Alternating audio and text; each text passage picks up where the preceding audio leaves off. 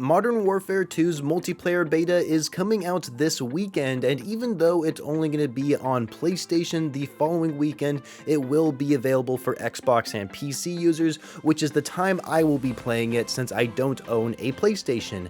And so make sure you guys are subscribed to the channel and you have notifications turned on whenever a video does go live for Modern Warfare 2 content, and of course even live streams that I'll be doing since I have been live streaming a lot more recently. I am looking forward to the Modern Warfare 2 beta, and there's a very good chance I'll be live streaming it when the time actually comes. But since we are inching closer to the launch of Modern Warfare 2, we have pretty much lost focus on Vanguard. And to be completely honest with you, we've lost focus on Vanguard and we stopped caring about this game a long time ago. Literally by Christmas time, it was obvious to us that this game was just gone down into the shitter. I mean, there's just so many bad things about Call of Duty Vanguard, and there's a lot to actually go over in this video, and I'm actually going to be covering the campaign, zombies, and multiplayer portion of the game. I want to cover every aspect of it as much as possible. I know there's going to be things I'm going to forget to mention in this video that could be pretty important in this discussion, but you know, Vanguard's life cycle is practically over. I know we still have a mid-season update to look forward to. I mean, to be honest, is it really something that we should look forward to? Regardless, there's still going to be a mid-season update for this last season of Vanguard, and it doesn't matter what they add within that update, my opinion's not going to change about the game, and so I might as well just get this review out of the way and over with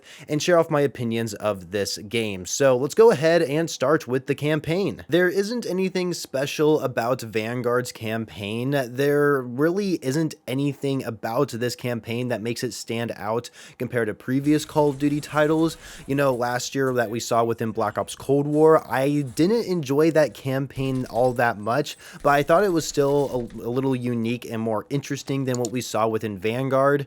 And Modern Warfare's campaign, Modern Warfare 2019, I actually thought was really good. It was well polished. It was pretty short for the most part, but it was very high quality, and I enjoyed it all the way through. Whereas Vanguard, the story didn't progress at all whatsoever. You know, you have these characters that they introduce you at the beginning. They're all locked up basically in a jail cell, and then throughout the whole campaign, you're just going through flashbacks of each of these characters and how they got pretty much where they are now. And it's really dumb. Like, it's honestly not really that entertaining. It's all pretty basic, straightforward. There's no I guess there really isn't any curveballs thrown at you at all whatsoever throughout the game's campaign.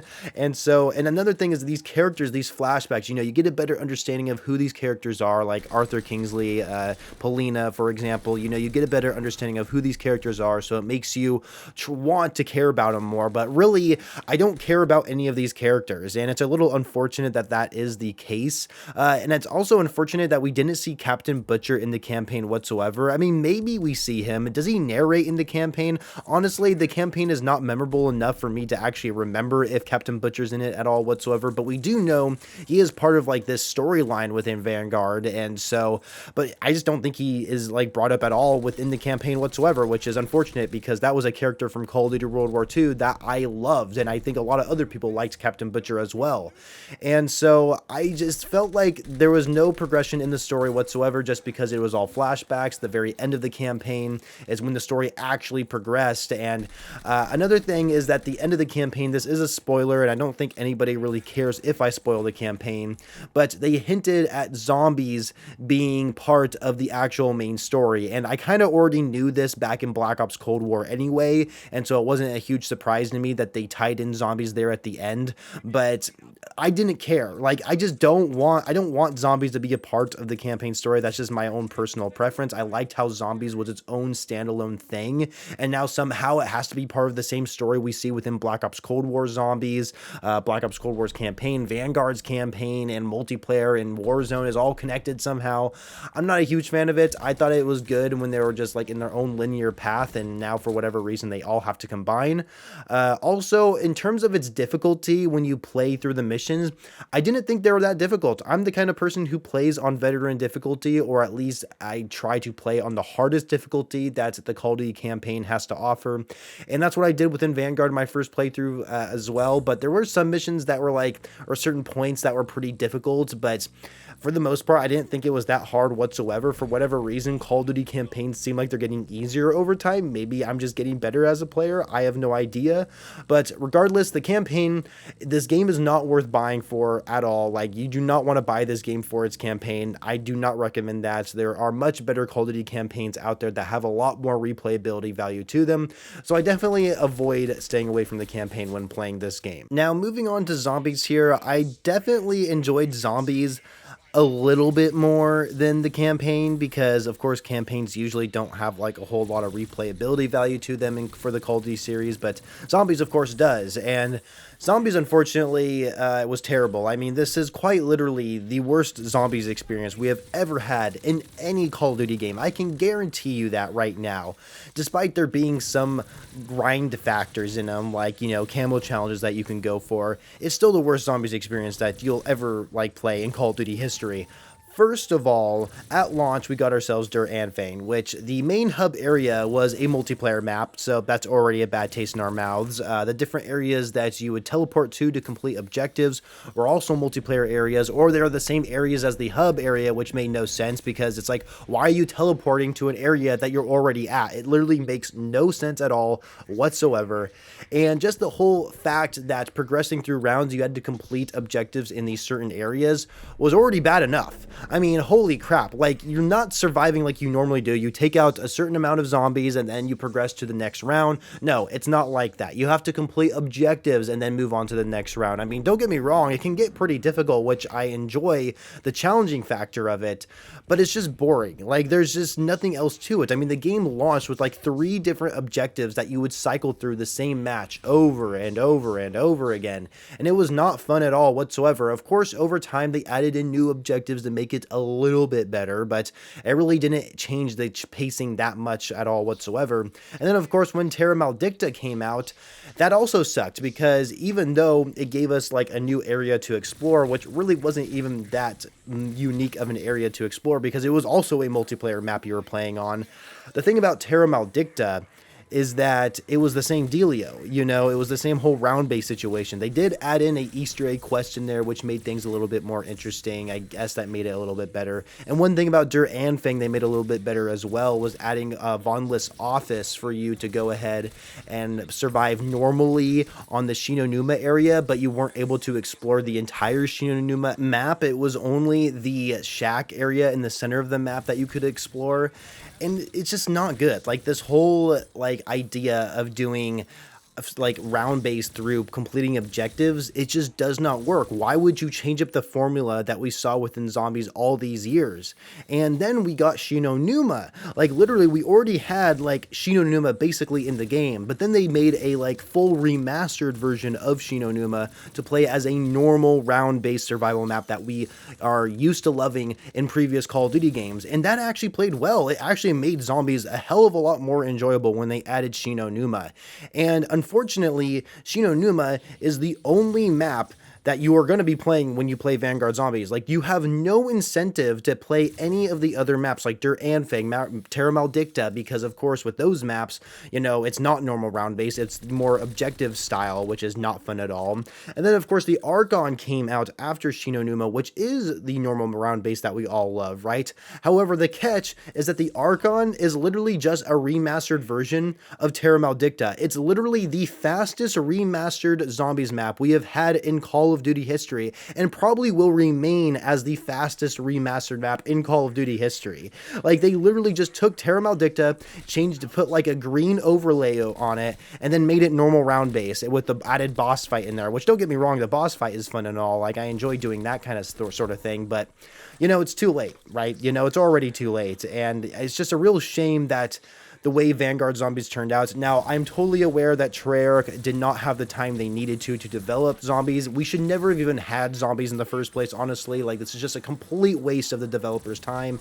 And you cannot tell me that there is a single developer over at Treyarch that thought Vanguard Zombies was going to be good. You cannot tell me that there was anybody over there that thought, yep, this is a perfect game mode for a AAA video game title. This is good. People are gonna love this. Like, there's no way anybody thought that. You cannot tell me that. And it's really dumb that Activision forced Treyarch to bring up on to this project, because this is Sledgehammer Games' title. They already worked on Cold War. They need to focus on their next Call of Duty game, not help these other developers create a third game mode, or at the very least work on a ranked mode, right? Which the Treyarch actually did do for Vanguard, which I don't think ranked takes up much of their time compared to zombies, but you get what I'm saying. But going back to the whole gameplay portion for Vanguard Zombies, when you look at like the different type of field upgrades that you can use in your loadout prior to starting a match, so for example, the Aether Shroud you can use, and Ring of Fire, which are, of course, are returning field upgrades we saw from Cold War Zombies, which is cool,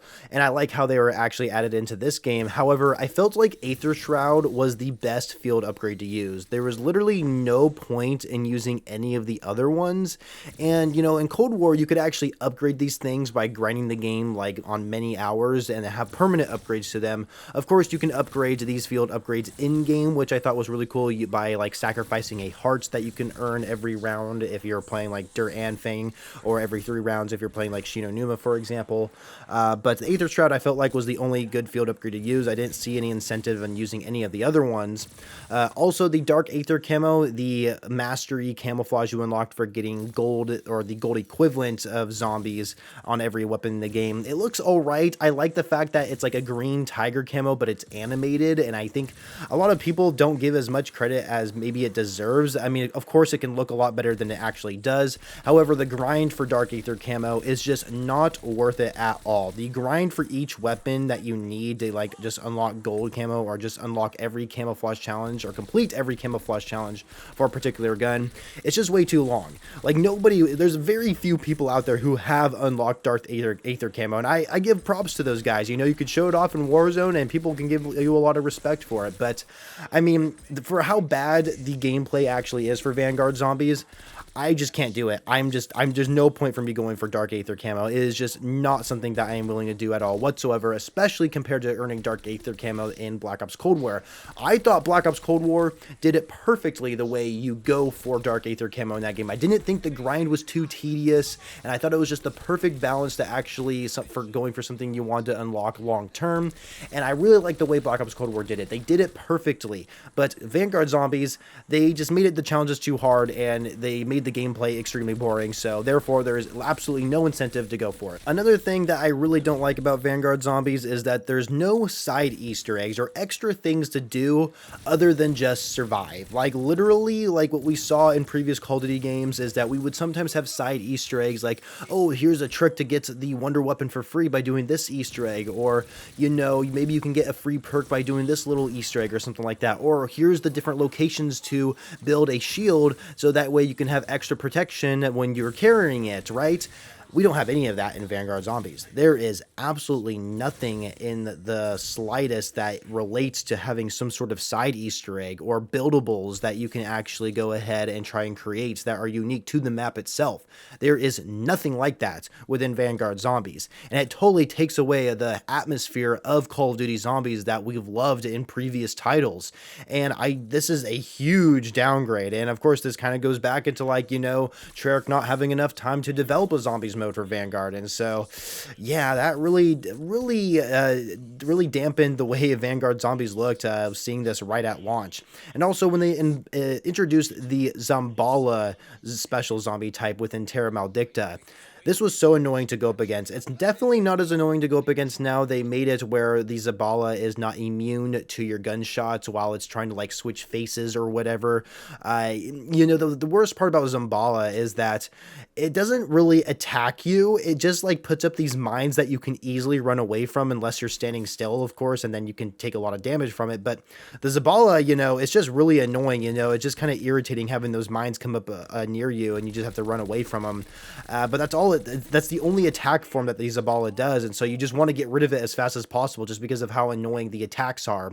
And not necessarily because it's hard to move away from, it's just annoying for them to appear all the time, and it just takes a while to take out the Zabala. I don't know. I don't have to talk about the Zabala, you guys. The terrible special zombie type that none of us even like. And then, of course, when it comes to perks, right? Because you can upgrade perks while playing in a match. And so basically all you do is that you just consume the perk like you normally do. However, it costs more points to actually spend every time you want to consume it again to upgrade it.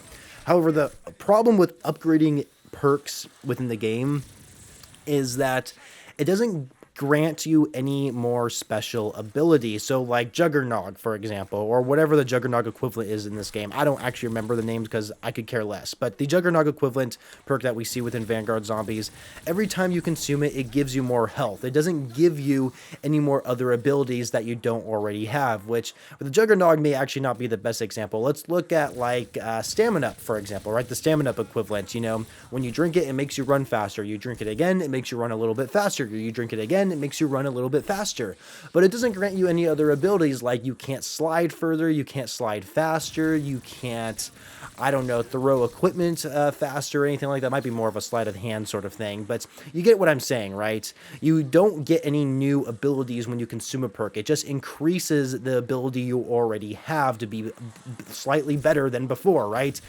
And that's just so dumb. Like, come on, we only have a total, I think, 5 different types of perks in the game, and they never added any more perks within the game either. Therefore, just making the game really boring. And it's, yeah, I don't have to tell you what else made Vanguard Zombies boring, but that was kind of that's like one of the cherries on top of this awful sundae that of what Vanguard Zombies is. And it's just like, it just did not, none of the stuff flowed well together. I cannot honestly tell you anything that Vanguard Zombies introduced that I thought was really good. Like, I can't think of a single thing in this mode that actually benefited the Call of Duty franchise that should be available moving forward, because that's one thing about Call of Duty games released annually. They introduce something that is actually pretty unique and could be implemented in every future Call of Duty game, but I don't see that within Vanguard Zombies at all. There's arguably nothing within Vanguard Zombies that should be added into a future Call of Duty title, and that's pretty much the final thing I have to say about this mode. Okay, now let's move on to multiplayer, and I've already been talking on a lot about zombies already, so I'm going to try and get through the multiplayer points as fast as I possibly can, starting with the points that I like about multiplayer. So the first thing is that there were plenty of maps at launch. That was a huge marketing thing I noticed, is that they're like, oh, we're going to have 20 maps at launch, but realistically there was only 16, and they used 4 maps from Champions Hill as part of the 20, which is funny because Champions Hill is just one game mode that contains those 4 maps that you can cycle through, but there isn't really considered like 4 maps in Champion Hill, the way I see it. And so there was only like 16 traditional multiplayer maps at launch, which is still better than the last few Call of Duty games, so I give them a lot of props for that, and it definitely kept me entertained for the next couple of weeks when the game first launched, so I give them props for that, having a good amount of maps at launch, at least in my opinion.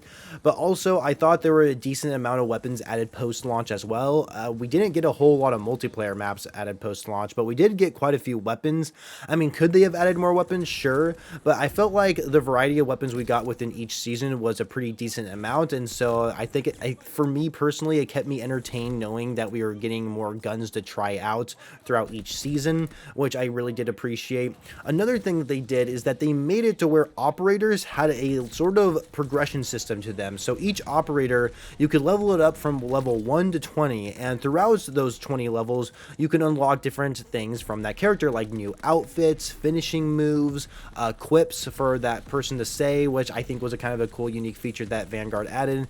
But for the most part, so there really wasn't too much, like, I guess, fleshed out leveling system within the operators. I do like the fact that each operator had its own unique gold looking outfit to them. Not all of them looked great, but some of them had some pretty cool looking gold outfits once you got it to level 20. And of course, if you got to level 20 on each operator for a certain faction, then you would unlock a more platinum style type outfit. However, that platinum style outfit was the exact same for every goddamn operator. Like, they did a good job with the gold operators by making it to where they all looked individually unique. Like, the different style was unique. Like, take Menendez, for example. He has a very unique gold outfit, and I thought it was a very good move on Sledgehammer Games for their last season to have one of their last added operators have a really unique, cool looking gold outfit. However, the platinum outfit for every single operator is exactly the same, and I don't get why they did that, because it doesn't make the operator look unique whatsoever if every other operator has the same platinum outfit. You look back at Black Ops 3's hero gear system, which was kind of similar, except it was a little bit better, is that every hero gear piece that you would unlock for each specialist character in Black Ops 3 was different. Everybody had a different look to them, and they did that with the gold outfits, but they didn't do that with the platinum ones, and that was really upsetting for me. Looking more into the gameplay aspect, I felt like it was pretty smooth and it was fast paced, which I really did appreciate. I really like playing faster paced Call of Duty games, and this is definitely one of those Call of Duty games, and there's definitely a lot of features within the gameplay that definitely hold it back, but since it was fast paced, it made me enjoy it a lot more, and I didn't feel like there was a whole lot of, like, I guess, mechanics in the game that promoted camping, which I thought was a really good thing. Also, I would like to mention that, and we'll talk a little bit about this more later, but part of the problem with the gameplay was packet burst and its server issues, and so that was the one thing that didn't make the gameplay feel smooth. But if you got into a server and you had a good connection where there was no packet burst, it definitely felt really good, and that also can translate to ranked play. I've been playing a lot more ranked play recently within Vanguard, and I'm impressed. You know, I'm not the kind of person who plays Call of Duty competitively. Once in a while I'll play a ranked game mode within a Call of Duty game. I didn't do it for Cold War. Well, I did a little bit, but did not enjoy it at all whatsoever. However, Vanguard's ranked play I thought played very well, and the maps they chose within competitively I think play really well as well. But also I should mention that ranked play gave you incentives, and that was a huge thing. Why I think I started playing it is because it gave you a reason to win. It gave you a reason to keep playing. It gave you blueprints. It gave you calling cards. It gave you weapon charms. It gave you things like weapon camouflages. I think they even gave you, like, there was things to actually grind for in ranked play that we never saw before in previous Call of Duty games. And so ranked play seems to be improving within the Call of Duty series, and I was happy with the way Vanguard turned out. I'm not sure how a lot of other people feel about it, especially for more competitive players out there, but as somebody who usually plays casually and has been starting to get more into ranked and competitive Call of Duty, I thought it plays good in Vanguard. Probably the best feature that Vanguard introduced is the detailed stats you can see within each individual attachment when going through your gun in the gunsmith. We've seen this since the start of Modern Warfare 2019 when they introduced this kind of new gunsmith system, but the problem with, like, Modern Warfare 2019, it would tell you, like, what an attachment would do. It would tell you that it would, like, this barrel attachment would give you good recoil control and more damage range, but it would decrease your ADS speed. However, it wouldn't tell you, like, how much ADS speed it's actually decreasing or how much better range the gun is actually giving you, where when you look at the stats for Vanguard, it would actually tell you the exact minute detail of, like, how much your guns that barrel attachment's actually going to improve your damage range and how much of, like, less ADS speed you're going to get based on percentage points. And I think that is awesome. This is something that needs to be addressed in every Call of Duty game moving forward. There is no reason why we can't have it in Warzone 2, especially because since the first Warzone is more tied to Modern Warfare 2019, we can't really see the more detailed statistics on each individual attachment. It's the same as Modern Warfare 2019, which really sucks, but Vanguard did a good job improving the showcase on the stats. I mean, we saw improvement within Cold War as well, but Vanguard just does it so much better, and I really do like the fact that each gun's attachment has a detailed portion to it, so you know exactly what is being changed on the gun's performance. And the last thing I have to say about Vanguard's multiplayer that I like is the fact that launchers and melees at default are always at level 1, and this was an awesome feature because that means you don't have to level up these weapons to unlock camo challenges, and so it made the grind a hell of a lot easier to get atomic camo by getting these out of the way and just getting gold as quickly as possible. You didn't have to wait until, like, level 70 to unlock the last camo challenge or anything like that. They're all available to you right away. So whatever you perform in game that pertains to that particular challenge, you can actually progress towards it right away, which I was very happy about. Now let's go ahead and talk about the things that I dislike about Vanguard's multiplayer, and a spoiler alert, there's a lot of them, and I'm going to try and go through them as fast as possible, considering this video is going to be already over 30 minutes. So let's go ahead and start with the fact that most of the maps in this game are not very memorable. I'm sure there's a lot of maps in this game that none of you guys remember the name of, and like I remember there's like 2 desert maps, Desert Siege and Oasis. I remember which one is which, but for the longest time I had a hard time remembering which name was what. Like, oh, Oasis, oh, this is Oasis, I thought this was Desert Siege, you know, like I'd always get those two confused for whatever reason.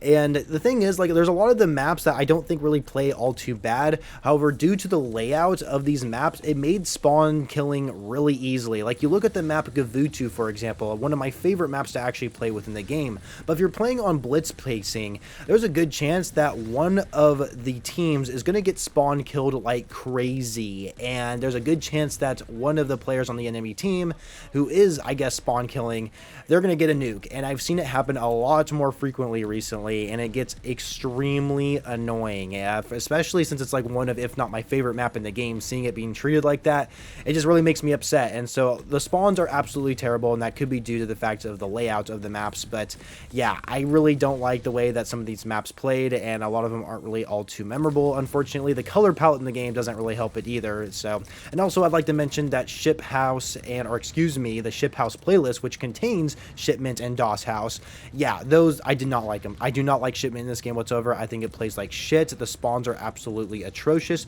DOS House was fun at first when I first played the game. I was really surprised how small the map was and how easy it was to get kills, but then it just became a huge grind fest, and it just made it like really unplayable. I just don't like it. I really don't like it. I don't like the fact that it feels more like an indoor map too, compared to like Shipment, which feels like an outdoor map. So there's also that. Also, I did not care about breakable walls. You know, there was like these different portions of the map where you can charge through a wall and break through it, or you can melee it and like create a little line of sight spot like you can in like Rainbow Six Siege, for example. Not nearly as detailed as Rainbow Six Siege or as successful, but I just felt like the whole breakable wall and breakable cover type system, it just didn't add anything to the game. Like, what about it actually added to the game? Like, for example, doors. Like, what's so special about having doors in the game? I will say this about doors though, is I like how they were made out of wood and you can destroy them, where like Modern Warfare and Black Ops Cold War, you couldn't destroy doors and they were made out of metal, so you couldn't shoot through them, where in Vanguard you could. So I do give them props for that. But adding the whole breakable like wall and cover type system in the game, yeah, it just didn't work for me. I did not like it. They added literally nothing to the game. It just made things, I think, a little bit more annoying than they could have been. In terms of the movement within Vanguard and how it actually performs differently compared to other Call of Duty titles, there really isn't a whole lot that's different. There is Tac Sprint in this game, which I've just kind of adapted to at this point. Not the biggest fan of it, but it is what it is. However, you can actually move while mounted on objects in Vanguard, unlike in Modern Warfare 2019. I think this is definitely a huge improvement. I definitely feel like it is a lot more of a quality of life improvement, especially when you are mounting your gun at times, and that's something that Modern Warfare 2019 didn't have, and they brought it into this game and translated it into Warzone, and I think it plays very well, and so there's no really complaints there at all. However, the blind fire system was useless. I remember when we first heard about this system before the game was even announced, and we were praying to God that Sledgehammer Games would not make camo challenges tied to blind firing, because it just sounded awful, and it sounded like kind of an annoying OP mechanic in the game, kind of like mounting was introduced in Modern Warfare 2019. But it turns out nobody blind fires. I have not died once to blind firing. I've killed a few people blind firing just because I keep forgetting about the mechanic, but there's actually a barrack challenge in game where I think you need like 15 blind fire kills. I guarantee you everybody watching this video hasn't even completed it, and if you have, good for you, because nobody ever does this mechanic in the game. There's like literally no situation where it could be useful. Like, there's very very few situations where I found blind fire to be useful, but majority of the time, you're never going to need to do it. And so there's literally such a useless feature that we're probably never going to see within a future Call of Duty title. I mean, I guess you could still have it in future Call of Duty games. It doesn't really hurt the game whatsoever, I'd say, but it's a feature that nobody ever uses. Looking at the kill streaks in the game, I felt like they were extremely boring to use. There was not a variety of kill streaks that I just wanted to change every single match because of like what my preference wanted to be. Like, I felt like I pretty much just ran the same kill streaks every single time, and once in a while I'll try to change them up and I'm like, yeah, you know what, this isn't working for me. I don't really like using this kill streak. And so yeah, one of the big things about Call of Duty that makes me love playing multiplayer are the kill streaks, and I feel like these past few years the kill streaks have just not been super great. Cold War, on the other hand, I will say Treyarch has always had pretty good kill streaks in their games, and usually Sledgehammer Games does as well. I mean, back in Call of Duty World War II, I was so impressed with the kill streaks in that game. They were so much fun to use. I was always switching them out almost every single game and wanted to try something different, where Vanguard, they didn't have that. They even returned some kill streaks from Call of Duty World War II, and they made them worse. For example, the strafing run in Call of Duty World War II, it would actually put you in the pilot seat and you would actually shoot down on the map while I was trying to fly by. And I thought that was a really cool kill streak, especially at a lower tier level compared to the other kill streaks you can unlock. However, the strafing run in Vanguard, you have to use binoculars to place down where it's going to shoot, and it's just an AI controlled thing that tries to like shoot in that location. If you're smart enough, you can actually place them in pretty good spots that can take out multiple amount of enemies, but most of the time, I don't kill anybody with a strafing run in this game. It's extremely difficult to try and use it, and I don't understand why they made the kill streak so hard to use compared to Call of Duty World War II. And it's not like I don't enjoy using all the kill streaks within Vanguard. There are some that are fun to use, like the Flame Knot is awesome, the Dog's kill streak can be really good, but the dogs are pretty easy to kill, and so sometimes if you're going up against pretty skillful players, their dogs aren't going to really kill them all too frequently. The Local Informants, which is the equivalent to like an advanced UAV or orbital VSAT, Blackbird, what have you, right?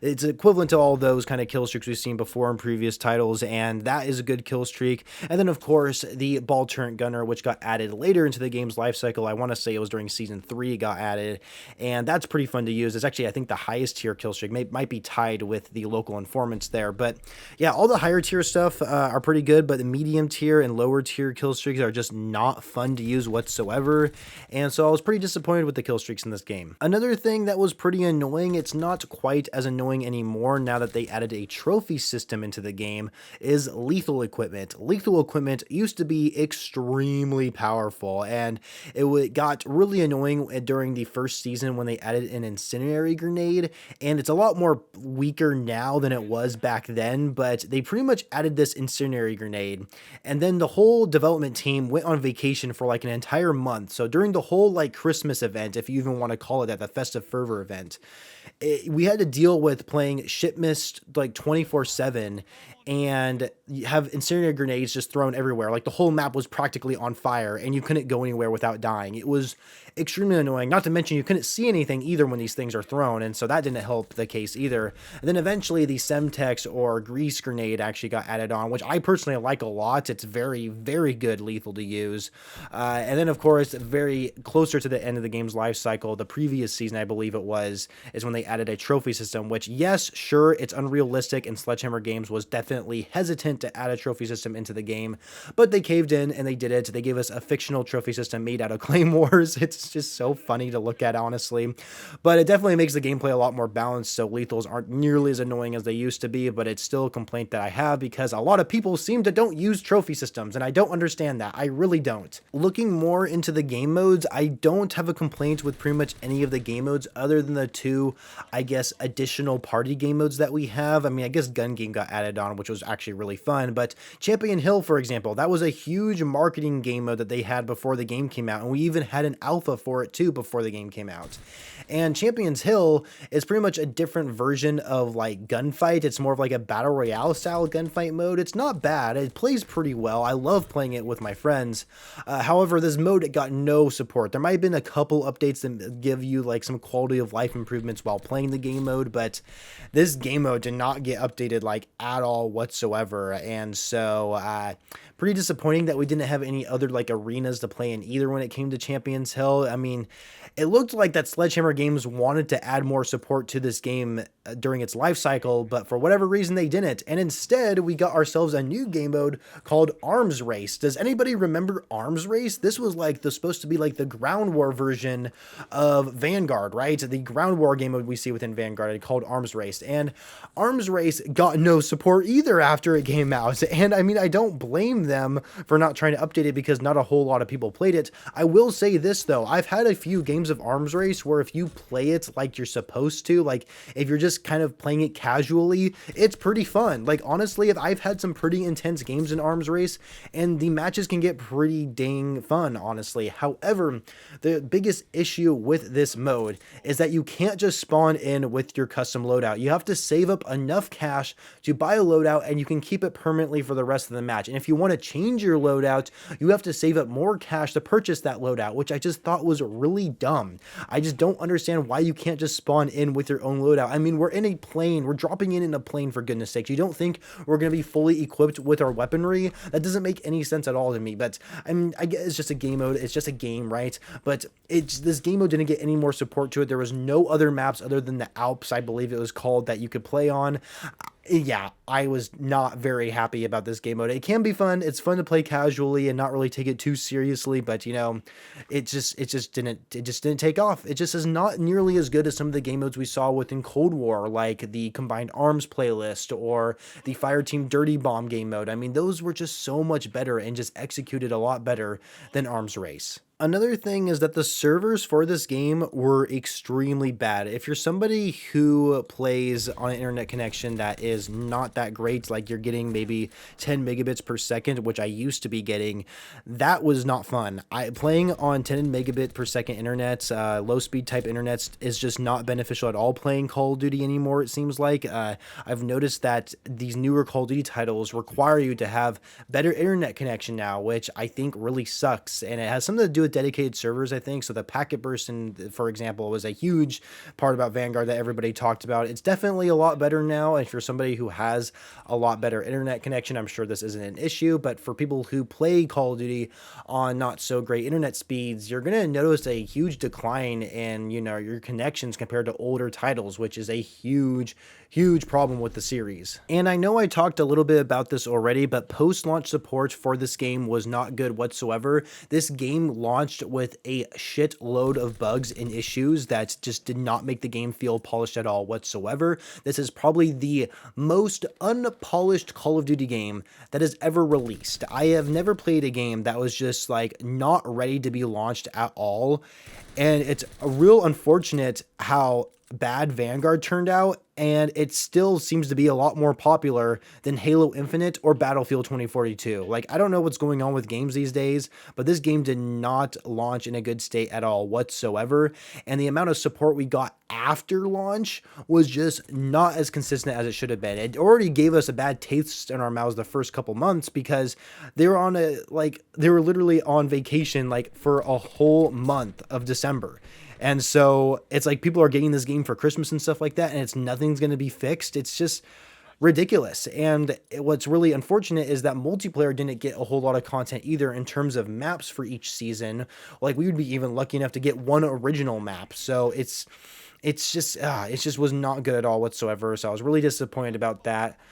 Also, in terms of the sort of combat pacing feature that we see within the game, I'm not a huge fan of it. This was something that they tried to introduce in the series and it just didn't really take off. At least not to me, it didn't take off. I know for a fact the majority of people play on blitz pacing because there's more people in the lobby, meaning you can potentially get more kills. But a lot of the multiplayer maps do not play that great on blitz pacing. This kind of ties back into the layouts of the map and how spawn killing is so easily done.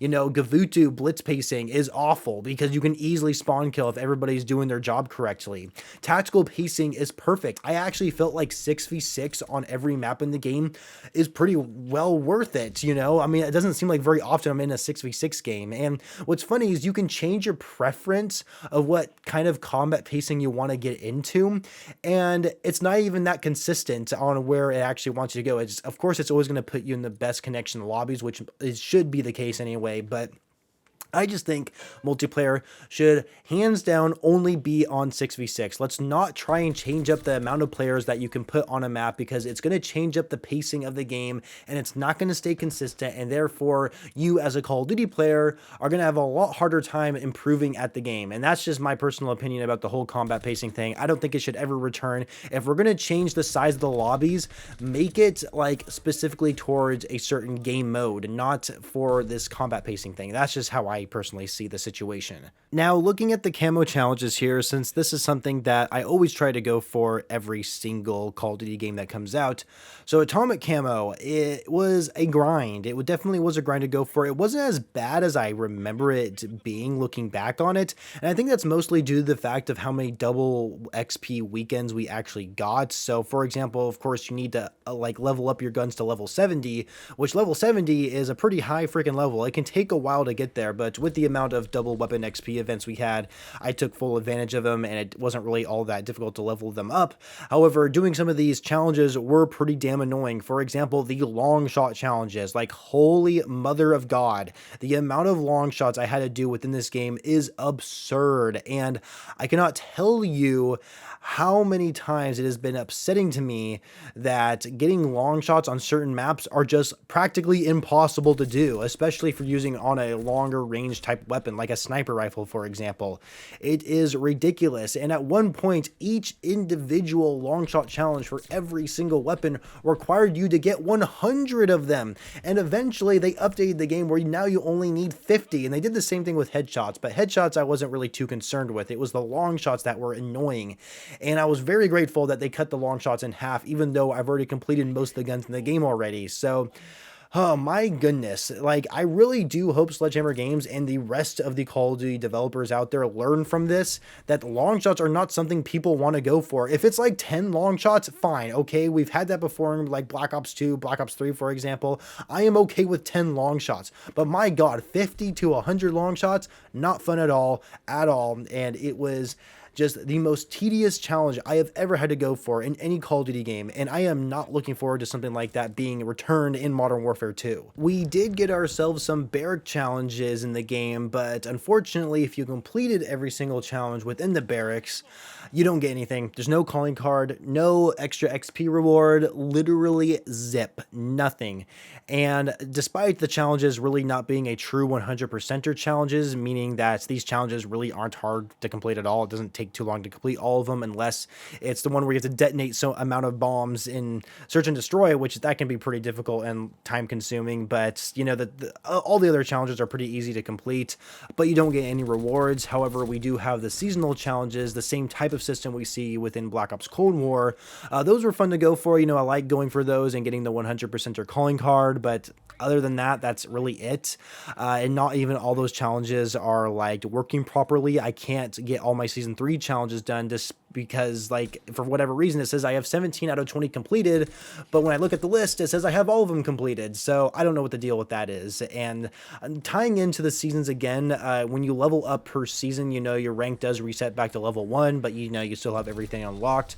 I don't like the seasonal system on how the leveling up system works. You know, you can only go up to level 200 each season to become Master Prestige, and then all the way up to level 1000 if you wish to do so.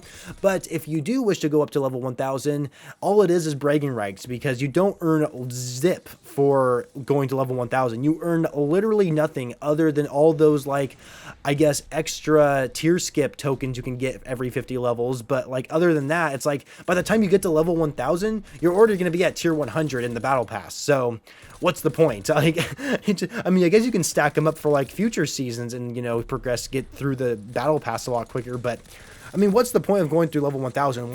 I can't believe people will actually do that to themselves, like, just so they can have bragging rights. It's like, cool, great, you put so much time into the game, but like, there's no point in doing so. And so give us an incentive to keep playing the game is what I'm trying to say. And we have not had that within Call of Duty for so many years now. And the last thing that I do not like about this game is the gunsmith. Now, don't get me wrong, I like the introduction of the gunsmith in Modern Warfare 2019. I think it should stay in Call of Duty.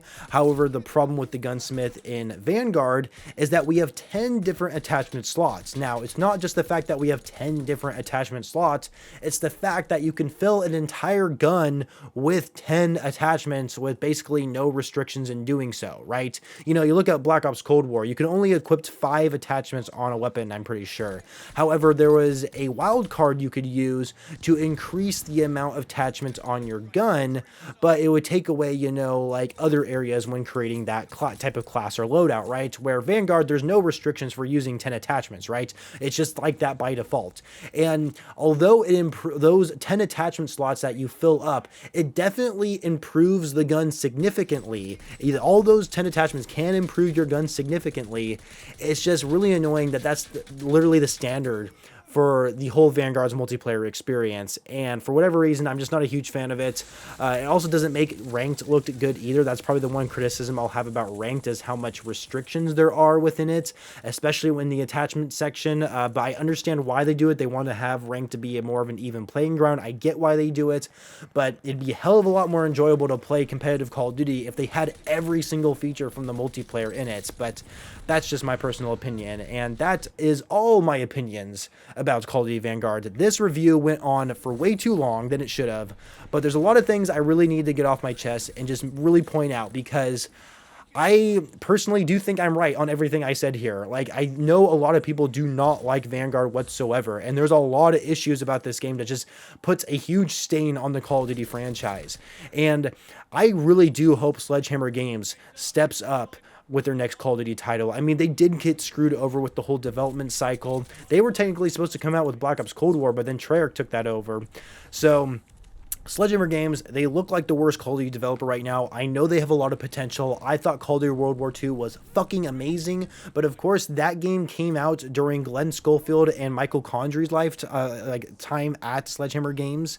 I say lifetime as if they're dead, but I didn't mean to say that. But regardless, I wonder if Sledgehammer Games is a better studio if Michael Condrey and Glenn Schofield were still there. I do wonder that sometimes, and I hope they prove me wrong. I really do think Sledgehammer Games has some creative developers over there. World War II was a great game, but you know, they had time to make that game, where Vanguard, they didn't have time to make. And so if we just give these developers, not just Sledgehammer Games, but Treyarch as well, if we just give them time to make a Call of Duty game, they can give us an amazing product. But we have not had that in recent years, and it's because Activision fucked up the development cycle. And that's why Infinity Ward is king right now in the development cycle for Call of Duty, because they actually have had time to make their game and actually polished at launch, and they literally from start to finish on their developing of their game, they know what they wanted to do, and that's why their games are looking so much better than Treyarch and Sledgehammer Games right now. And so that's the last thing I have to say within this video. I hope you guys watched it all the way through. If you did, please leave a like on this video and subscribe to the channel if you're brand new for future Call of Duty videos, especially Modern Warfare 2 content in the future. And I shall catch you guys later.